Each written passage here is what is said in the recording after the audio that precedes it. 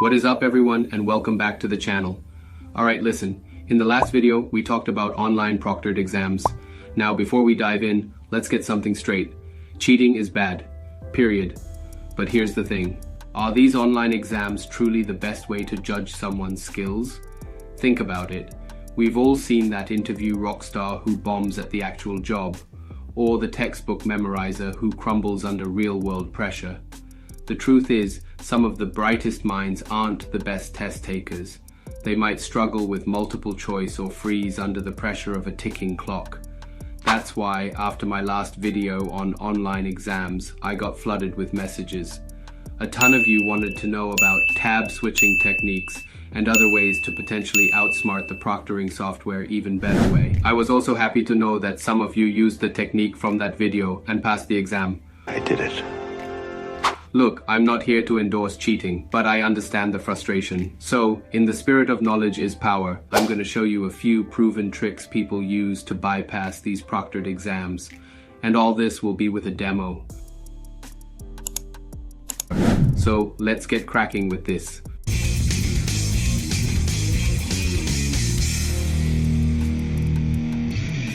First of all, we will be addressing one of the main concerns, which is tab switching in the proctored exam. So for that, we will be creating an exam. In that exam, we will be seeing what is this problem and how we can prevent it. So for that, I will go to Auto Proctored plugin.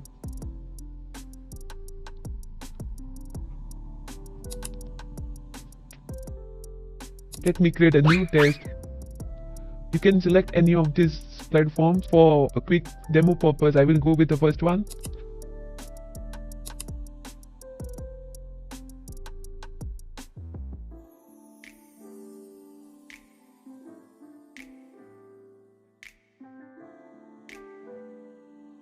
Okay, I will just create one random question over here.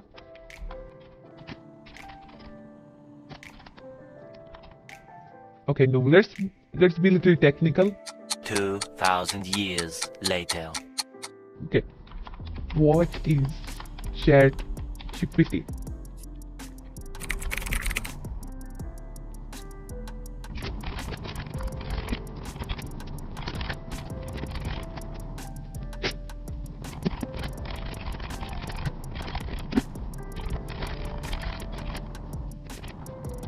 So we are done with the question. So let me have just one question, because we won't be actually submitting the questions like in the previous tutorial. So I will click on save. Okay, I have to check the correct answer, which is obviously this one. Save. Proceed without points. Okay, auto submit on tab switch. So this is the one. So this is the one which we are going to demo today. So once the user exceeds this number of tab switches, we will auto submit. So let's keep it 3 for now. Okay, this is not required. I think that's it. Let me save it. So we are allowing users to tab switch maximum 3 times. So if it is more than 3 times, then we are auto submitting the exam. So now we're going to copy the link over here and we are going to take the test.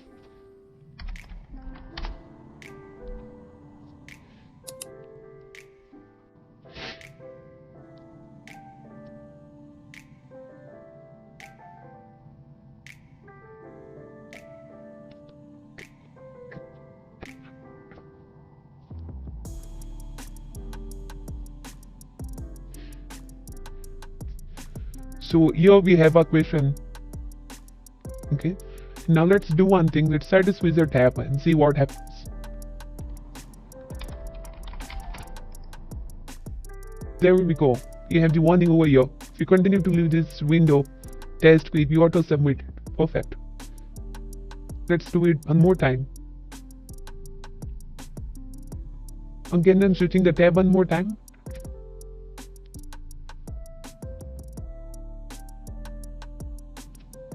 Okay, there you go guys, it's already submitted. So I have not submitted this test at all. So what we have done is that we had set the setting that 3 times if a user is switching the tabs, then you have to auto submit the test. That is what has happened.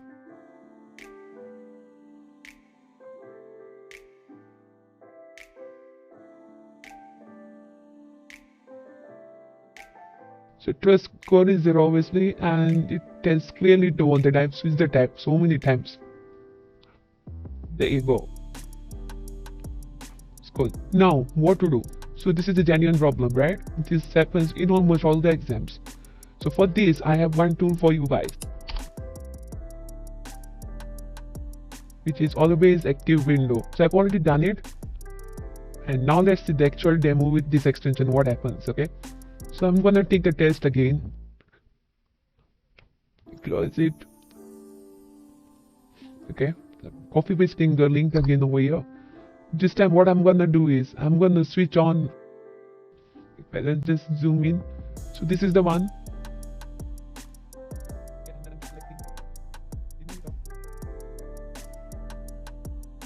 Ideally now this proctoring tool shouldn't be able to detect whether we are switching the tab or not, okay?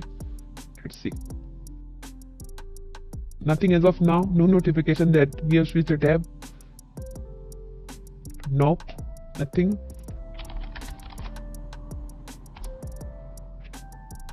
Nope, nothing.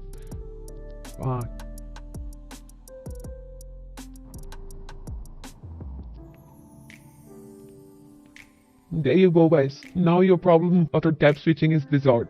So with this particular Chrome extension you can switch the tab. So we'll submit now. So that was a live demo for you guys.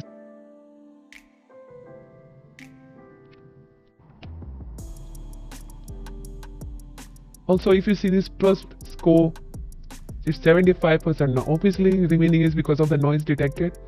So ideally they expect it to be quiet in such exams. But since I was talking because of that, otherwise you might get 100% over here. And if you see this, there is no proof that we have done the tab switching. It has not captured the screens with the extension on. It was not able to detect. We are good.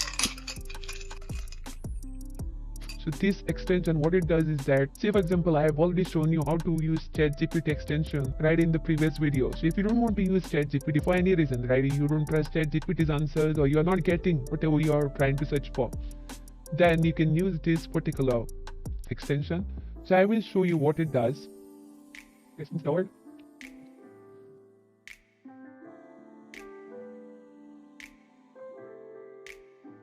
Okay. So here is a test and we have the question over here. Say for example, I don't want to ask this to ChatGPT, or when I'm trying to search in the ChatGPT, I'm not getting the proper answer. So in that case, what I'll do is that I will just open up the extension which I've just now installed, this black menu for Google. And over here, if you see, it's like a proper Google search prompt over here. And if I just give what is ChatGPT, so it is nothing but it is actual search engine window which opens up for you, and you can see all the answers. You can try to find.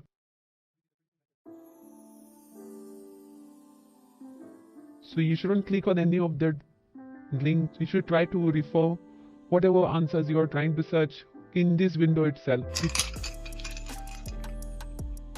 Okay, the next extension is don't with paste. Right, so what it does is it prevents the blocking of copying from pasting into the input fields. Let's do one thing, and let's go and create one more such exam wherein the copy paste is not allowed.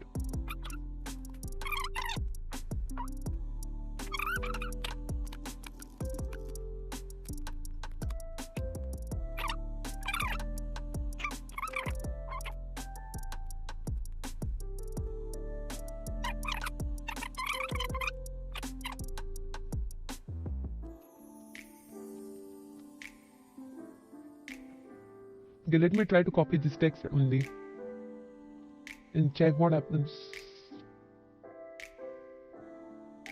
Okay, there you go guys, perfect. So it is saying copy pasting is not allowed, it's been disabled. Which is exactly the case, right? What you want. You can type, but we can't paste it. Perfect, that's good. Okay, it is active guys. Cool, now let's check what happens.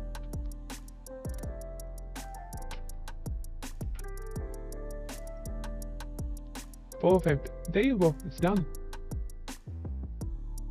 I'm able to copy now. Let's try to copy from other place. I did not copy then that. Copy. there you go guys, programming dictionary, and then you can like tile it if you want, which won't be the case in most of the exams. You have to just copy paste. So then guys, the two problems are solved. Okay, so next extension which we are going to see is learn to code. So now this is a very useful extension, and I will tell you why.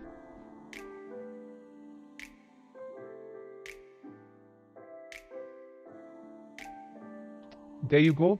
As you can see, this provides an interface which looks quite similar to a code editor. And right now C++ is selected by default. As you can see, the programming language. You can see many other programming languages are there, which are like well-known ones. We have PHP, Ruby, Haskell, Scala, Go. If I select Java and if I just say like compile and run, over here you will see the output over here. And you can also give like different test cases and you can run it. So this is very helpful when it comes to online coding sessions, wherein you have to code and give specific output, run specific test cases. So over there, this extension can be very helpful. Coming to the next one, we have Cloudy Calculator. Again, whenever we have, say for example, maths exam, right? Over there, we will have like complex calculations. So that time we can be in the same window and we can open the calculator, which is much more advanced version. So if I just add it to Chrome, as you can see, this provides the clean interface over here, and you can basically do any calculation. So if I just say 23, enter, you'll see 23. Now if I just say plus, if I just try to add anything, so it retains the previous value, whatever is there. As you can see, I just added 45 and you have 68. You can also do like 23 plus 45, you will get 68. You can also do calculations wherein we have brackets or a little bit more complex calculations. All right, everyone, that's all we have for today on potentially outsmarting online proctored exams. Again, remember, I'm not advocating for cheating. These are just some alleged techniques floating around the internet. However, if you do decide to attempt any of these workarounds, you gotta go into it with your eyes wide open. There's always a risk of getting caught, and the consequences can be serious, so proceed with caution. If you have any questions about online exams, study techniques, or even some ethical ways to maybe bend the system without actually cheating, hit that comment section below. Just like with part 1, I'll be diving in and answering every single one. Alright, that's a wrap. Don't forget to like, subscribe, and hit that notification bell so you never miss a video. Until next time, stay curious, stay informed, and remember, honesty is always the best policy. Most of the time. Peace out.